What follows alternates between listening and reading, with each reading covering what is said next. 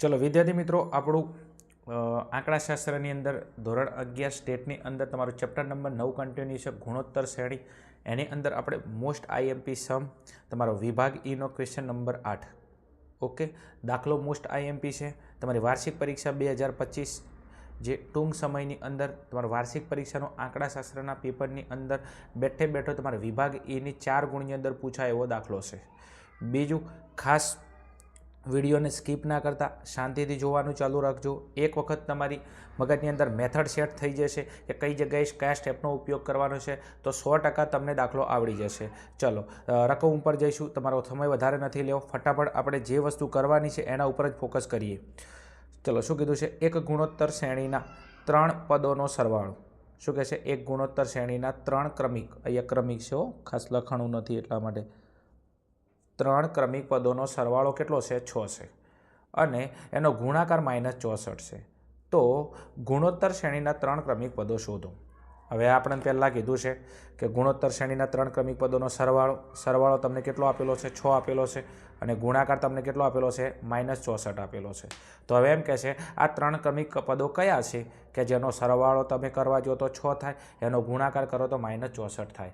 હવે સૌથી પહેલાં તમને એ ખબર હોવી જોઈએ કે 3 ક્રમિક પદો કયા. તો અહીંયા પહેલાં લખી નાખું છું 3 ક્રમિક પદો. શું લખી નાખું છું? 3 ક્રમિક પદો. ચલો, 3 ક્રમિક પદો કયા છે? તો A/R, A અને AR. આ છે આપણા ગુણોત્તર શ્રેણીના 3 ક્રમિક પદો. જ્યારે પણ તમને n બરાબર 3 આપેલા હોય તો ગુણોત્તર શ્રેણીના 3 ક્રમિક પદો કયા થશે? A/R, A અને R. આ તમારા વિભાગ બીની અંદર અથવા વિભાગ એની અંદર ઓપ્શનમાં પૂછાય એવું છે, એટલે સાચવજો થોડું એમ. ચલો, હવે બીજું, જ્યારે પણ તમને સરવાળા અને ગુણાકારનો પ્રશ્ન આવે 3 ક્રમિક પદોનો, ત્યારે તમારે શરૂઆત કરવાની ગુણાકારથી. કોનાથી? ગુણાકારથી. તો અહીંયા લખી નાખું છું 3 ક્રમિક પદોનો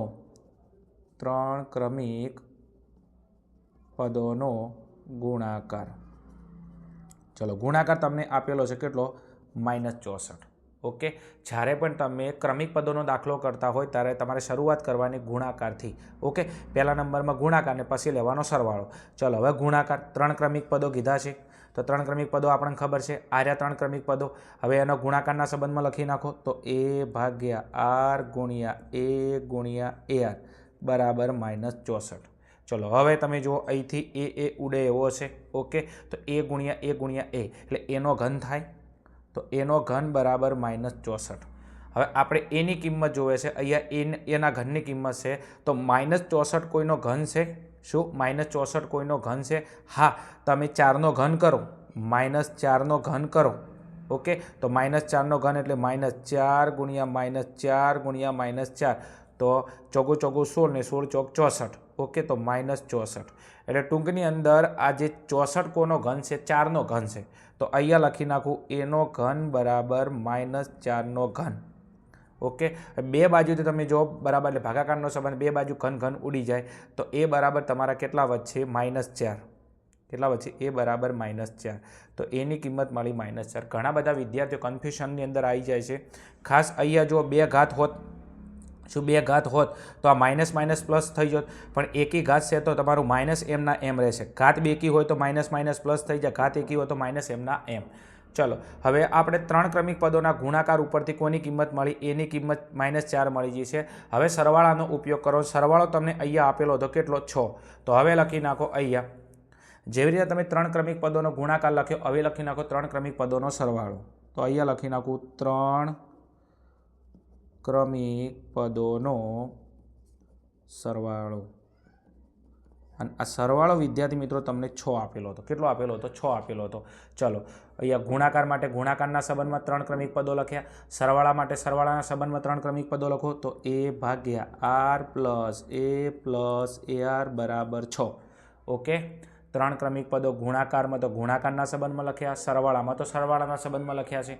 ચલો, હવે અહીંથી વિદ્યાર્થી મિત્રો છેદની અંદરથી તમારે અહીંયા આરને હટાવવો પડશે. અને મેથેમેટિકનો તમારો નિયમ છે કે કોઈ પણ પદને છેદમાંથી હટાવવા માટે લસા લેવો પડે. તો લસા અહીંયા લઈ લઈશું R. કેટલો લઈ લઈશું? R.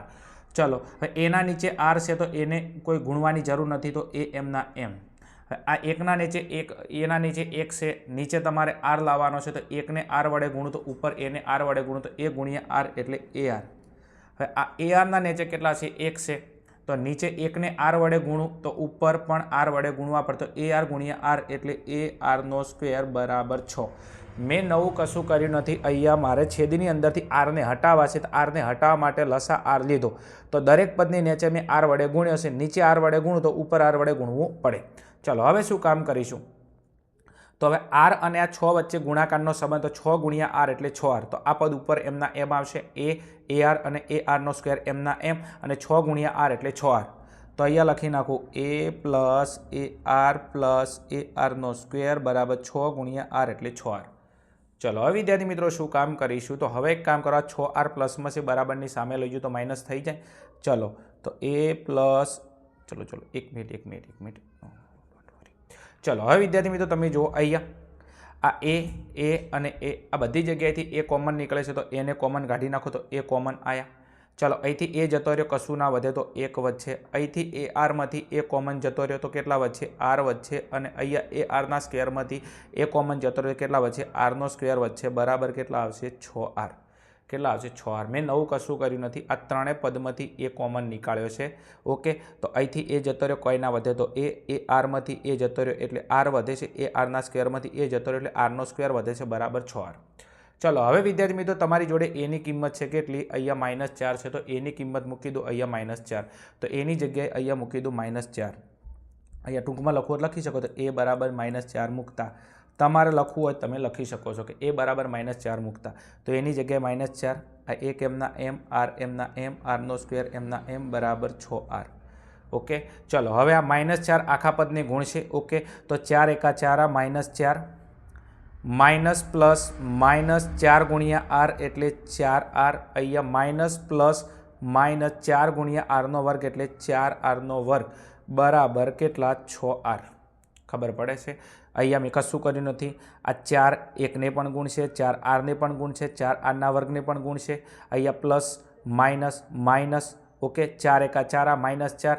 ઓકે, અહીંયા પ્લસ -4 ગુણ્યા 4r, અહીંયા માઇનસ પ્લસ -4 ગુણ્યા આરનો વર્ગ 4rનો સ્ક્વેર અને 6r એમના એમ. હવે શું કામ કરીશું, તો હવે એક કામ કરો, બધા પદ બરાબરની અંદર લઈ જાઓ અને બરાબરની પાછળ મૂકી દો 0. તો 6r પ્લસમાં છે, સામે જાય તો માઇનસની અંદર જતા રહેશે, તો અહીંયા -4 એમના એમ, -4r એમના એમ, 4rનો સ્ક્વેર એમના એમ. આ 6r અહીંયા પ્લસમાં છે, સામે જાય તો 6r માઇનસમાં જતા રહે બરાબર 0. બરાબર કેટલા થઈ જશે, 0 થઈ જશે. ચલો હવે વિદ્યાર્થી મિત્રો શું કામ કરીશું, એકદમ દાખલો ઇઝી છે, ખાલી શાંતિથી સાંભળજો. હવેનું સ્ટેપ તમારા માટે બહુ ઇમ્પોર્ટન્ટ છે, થોડું તમે સાચવજો. હવે તમે જુઓ, હવે શું કામ કરીશું, તો હવે તમે અહીંયા જુઓ, અહીંયા ચલો આ 4 તો એમના એમ જ છે. અહીંયા જુઓ, આ 4r અને અહીંયા 6r, આર વાળા પદની હરખામણી થાય એવી છે. ઓકે, અહીંયા અચળ પદ એમના એમ, અહીંયા આરનો વર્ગ, બે ઘાતવાળું પદ એમના એમ રહેશે, અચળ પદ એમના એમ રહેશે. અહીંયા 4r અને 6r બંને માઇનસ છે, તો માઇનસ પ્લસ નિશાની માઇનસ. ઓકે, તો અહીંયા -4 કેટલા, -4 આ નિયમના, અહીંયા નિયમના માઇનસ 4r અને 6r માઇનસ પ્લસ નિશાની માઇનસ, 4r વત્તા 6r એટલે 10r, અહીંયા -4rનો વર્ગ બરાબર 0. ખબર પડી છે. મેં નવું કશું નથી કર્યું. આર વાળા પદને હરખાય છે, 6rમાં 4r ઉમેરા એટલે કેટલા, 10r, અને નિશાની માઇનસ પ્લસ નિશાની માઇનસ. હવે તમને ખબર છે કે દ્વિઘાત બહુપદીનો નિયમ છે કે પહેલાં 2 ઘાત આવે, પછી 1 ઘાત આવે, પછી અચળ પદ આવે. બીજું બરાબરની અંદર કામ કરું છું, નિશાની ચેન્જ થશે નહીં. આગળ પાછળ પદ કરીએ તો નિશાની ચેન્જ ન થાય. નિશાની ક્યારે ચેન્જ થાય, બરાબરની ડાબી બાજુથી જમણી બાજુ જઈએ, જમણી બાજુથી ડાબી બાજુ જઈએ. તો અહીંયા -4rનો વર્ગ, 2 ઘાતવાળું પદ, પછી 1 ઘાતવાળું પદ છે 10r, અને અહીંયા -4 બરાબર 0. બીજું દ્વિઘાત બહુપદીનો નિયમ છે, ગણિતનો બી નિયમ છે કે પહેલું પદ કદી માઇનસમાં ના હોય.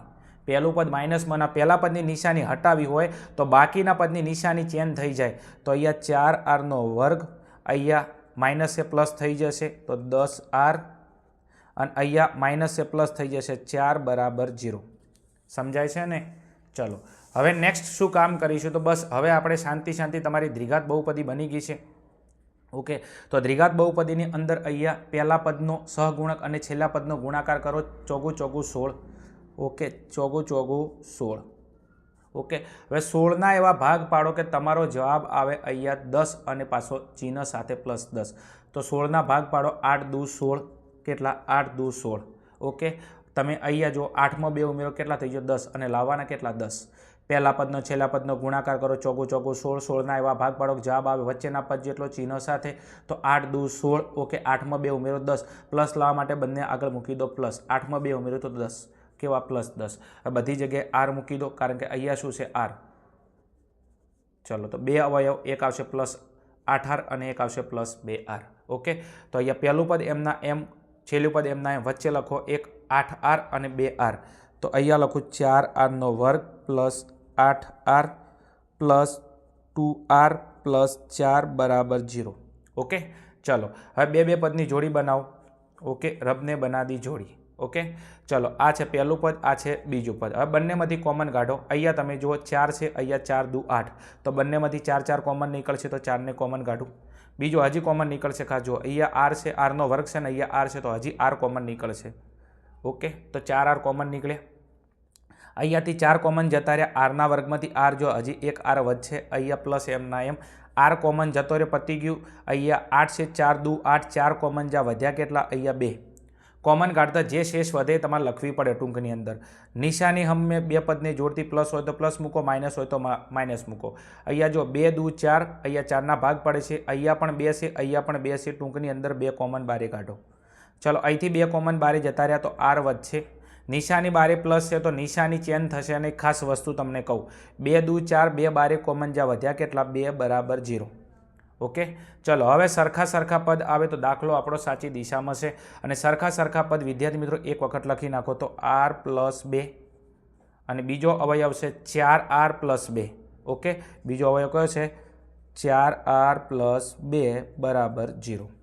હવે એક કામ કરો, બંનેના કૌંસ ખોલી દો ને બંને બરાબર 0, આના બરાબર 0, આના બરાબર 0, બંનેના કૌંસ ખોલીને બંને બરાબર 0 મૂકી દો, તો R પ્લસ 2 બરાબર 0 અને 4R પ્લસ 2 બરાબર 0. આરને કરતાં બનાવવું વિદ્યાર્થી મિત્રો ખાસ, તો આ 2 સેમ હશે, પ્લસમાં છે, સામે આવે તો 2 થઈ જશે, માઇનસની અંદર તો આરની કિંમત મળી એક -2. અહીંયા 4R આખું પદ છે, તો 4Rને કરતાં બનાવો, 2 પ્લસમાં છે, સામે જાય તો માઇનસની અંદર જાય. હવે હું આરને કરતાં બનાવું તો 4 અહીંયા ગુણાકાર છે, ગુણાકાર જ્યારે સામે જાય તો ભાગાકારમાં, તો 2 અને છેદમાં આવશે 4. હજી અહીંયા છેદ ઉડે એવા છે, તો R બરાબર અહીંયા 2 દુ 4, નીચે 2 વચ્ચે. ઓકે, તો R બરાબર તમારો જવાબ આવશે -1/2. બીજું અહીંયા નિશાની લખવાનું ભૂલતા નહીં, બરાબર છે ને, કે આખું બોટકું શાકમાં બફાઈ જાય. ચલો હવે વિદ્યાર્થી મિત્રો તમારે લાવવાના હતા ગુણોત્તર શ્રેણીના 3 ક્રમિક પદો. તો હવે અહીંયા લખી નાખો, બરાબર છે, કે 3 ક્રમિક પદોની ગણતરી.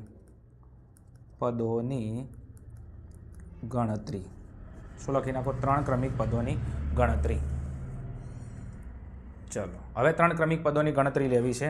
તો હવે અહીંયા એની કિંમત આપણને ખબર છે કે એની કિંમત -4 છે, જે એક જ વખત છે, પણ આરની કિંમત 2 વખત છે, તો આર બરાબર 1 વખત લ્યો -2, આર બરાબર 1 વખત લ્યો -2. ઓકે, અને અહીંયા ફરી પાછા એની કિંમત બદલાવાની નથી, એ બરાબર -4 અને આરની કિંમત અહીંયા કેટલી લ્યો, તો આર બરાબર અહીંયા લઈ લો -1/2. ચમ આવું કરવાની જરૂર પડી, કારણ કે અહીંયા એની કિંમત તો -4 એક જ વખત છે. ખાસ આપણે આગળ ગુણાકારની અંદરથી તમને એની કિંમત મળી હતી -4 એક વખત છે, પણ આરની કિંમત તમારી જો 2 વખત છે, તો આર બરાબર 1 વાર લ્યો -2, આર બરાબર 1 વખત -1/2. ચલો હવે 3 ક્રમિક પદો લાવવાના હતા. તો પહેલું પદ હતું આપણું એ ભાગ્યા આર. તો એ ભાગ્યા આરની અંદર એની કિંમત છે -4 છે, આરની કિંમત છે -2 છે. ઓકે, બે માઇનસ કટ થઈ જશે. અહીંયા 2 દુ 4 કેટલા વધશે, 2, તો અહીંયા આવશે 2. ચલો બીજું પદ હતું આપણું કયું, તો બીજું હતું આપણું એ, અને એની કિંમત તમને ખબર છે, એની કિંમત છે -4, તો અહીંયા મૂકી દઉં -4. ત્રીજા નંબરની અંદર ગુણોત્તર શ્રેણીનું ક્રમિક પદ હતું આપણું કયું, એ આર. કયું હતું, એ આર. હવે એ અને આરનો ગુણાકાર કરો તો એ બરાબર -4 ને આર બરાબર -2, તો -4 ગુણ્યા -2 બરાબર કેટલા, 8. તો એક તમારા જે ક્રમિક પદો છે, કયા ક્રમિક પદો, તો કયા, તો એક તમારા જે ક્રમિક પદો છે કયા થશે, તો 2 -4 અને 8, તો 2 -4 અને 8 થશે. તો એક તમારા જે ક્રમિક પદો છે અહીંયા મેં લખ્યા કયા, 2 -4 અને 8 થશે. હું તમને હજી સમજાવું છું પાછળથી, આપણે હજી જે કોયડો છે એને ઉકેલવાનો છે. ચલો આ તમે એ બરાબર -4 લીધા, આર બરાબર -2 લીધા, તારે ક્રમિક પદો કયા આવ્યા, 2 -4 અને 8 આવ્યા છે. હવે એ બરાબર -4 લો અને આર બરાબર 1/2 લો. ફરી પાછું સેમ પ્રોસેસ કરો. તો પહેલું પદ હતું એ ભાગ્યા આર, તો એ ભાગ્યા આર, એની કિંમત છે -4 ને આરની કિંમત છે -1/2. ઓકે, ચલો આ 4 એમના એમ. અહીંયા તમે જો 1/2 અહીંયા ભાગાકારમાં છે. ભાગાકાર જ્યારે સામે જાય ગુણાકારમાં ક્રમ ઉલટાઈ ગયો તો 2 જાય ઉપર ને 1 આવશે નીચે. ઓકે, અહીંયા તમે જો 4 દુ 8 માઇનસ પ્લસ તો કેટલા આવશે? 8 આવશે. કેટલા આવશે? 8 આવશે. ચલો બીજા નંબરની અંદર તમારું ક્રમિક પદ કયું હતું? એ. અને એની કિંમત તો તમને સીધી ખબર જ છે. એની કિંમત કેટલી છે? -4. તો અહીંયા લખી દો -4. ને ત્રીજા નંબરની અંદર આપણું ક્રમિક પદ હતું કયું? A R. એટલે એ અને આરનો ગુણાકાર કરો. એ બરાબર કેટલા છે? -4 ને આર બરાબર 1/2. તો એ બરાબર -4 ને આર બરાબર છે -1/2.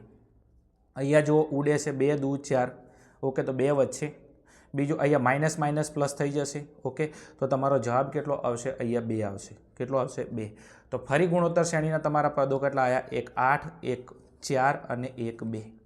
તો હવે ફરી તમારે અહીંયા લખવું હોય તો તમારા ક્રમિક પદ કયા થશે? તો તમારા ક્રમિક પદો જે છે એ ક્રમિક પદો તમારા થશે કેટલા? 8, -4 અને 2 થશે. બીજું બંને રીતે તમે દાખલો ગણશો તમારો જવાબ સેમ આવશે. તમે જુઓ અહીંયા જો 2 -4 ને 8. અહીંયા 8 પત્યું હતું તો ફરી જો 8 -4 અને 2. શરૂઆતમાં જે જવાબ આવ્યો તો એ જવાબને તમારે ઉલટાઈ દેવાનો એટલે ફરી તમારો જવાબ આવી જશે. દરેક દાખલાની અંદર આ વસ્તુ થશે. બીજું હવે શું કામ કરવાનું છે? તમારો જવાબ આવી જશે કે 3 ક્રમિક પદો આપણા કયા? 2 -4 8 અથવા કયા? 8 -4 અને 2 થશે. આટલું લખો એટલે તમને 4 માંથી 4 ગુણ મળી જાય. પણ આપણે ટેલી કરી લઈએ આપણે ખાસ કે આ વસ્તુ શું હકીકતમાં છે કે નહીં. ચેક તો કરો, ટેલી તો કરો. ચલો હવે આપણા 3 ક્રમિક પદો કયા છે? તો ખાસ 3 ક્રમિક પદો હતા 2 -4 અને 8.